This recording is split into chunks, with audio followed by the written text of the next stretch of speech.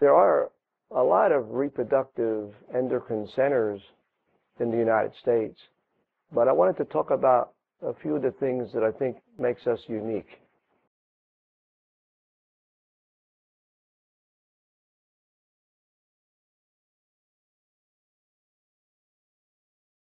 Now, at work the first time, and we actually put 5 embryos back because she wanted me to put 12. I regret to this day I never found out why she was so in love with the number 12. It didn't seem like her lucky number, but I thought maybe it was personal, so I didn't ask. But nevertheless, it still bugs me.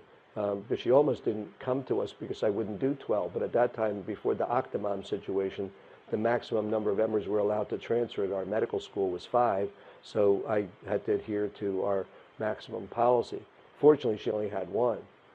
I guess what's disappointing to me is she went to 3 of the top centers in the United States.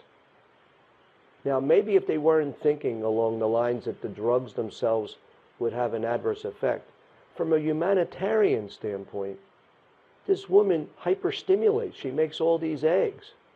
Why would you subject a woman to all of these injections and the risk of ovarian hyperstimulation, where the ovaries really swell up and the person feels very ill from a lot of water retention, when you could have just simply done the frozen embryos transfer as a humanitarian thing? What'd they do with all the extra embryos? Now, there are some people who say, well, the techniques of embryo freezing aren't that good, and that you have to, maybe vitrification, this new way of freezing, wasn't available. But it's true that there were a lot of centers that had poor frozen rates. But there's some centers like our own, our frozen rate using the slow cool method, we don't, some say, are you switched over to vitrification yet? No, why should I? We get the same pregnancy rates with our technique. Of course, it's our own invention. But nevertheless, with our slow cool technique, our pregnancy rates are the same fresh and frozen. So why do I want to now switch it? But these are the 3 of the world's finest IVF centers. I'm sure that they must have had decent frozen embryo transfer rate. I don't know why they didn't do it. Now, you could argue, one case, maybe it was a lucky thing. But I want to bring this up because I want to show you a difference in attitude. I don't just try to save people money. I try to save them hassle, try to save them time. This woman was now a wealthy woman. It would be no problem for her to return from Israel and come back for another frozen transfer.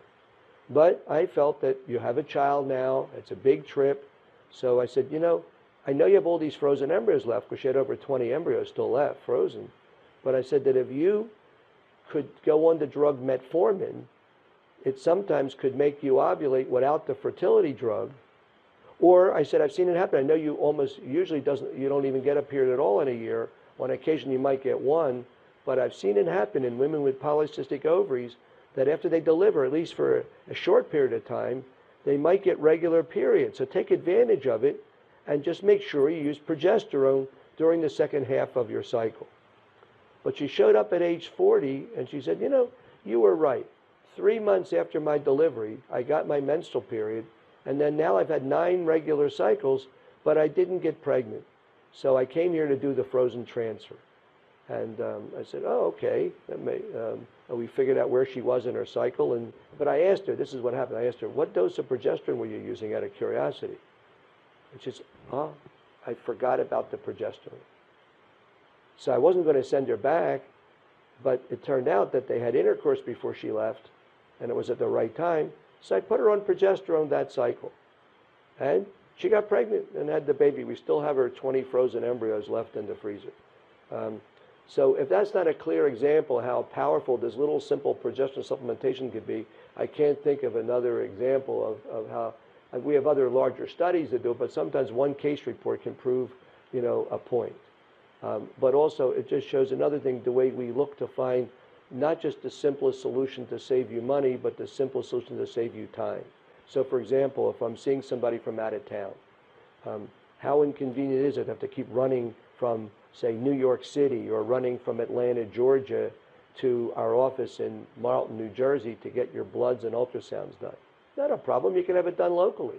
We can work with the information. But what if we're not doing in vitro fertilization? Are we willing to even talk to people on the telephone and direct them without even seeing them? after we've assessed their situation? Yeah, we do that all the time. But if someone needs in vitro fertilization, then fine. They can just fly in on the day of the retrieval, and depending how far they come, they could stay for the 3 days for the transfer, or they could go home and then come back again.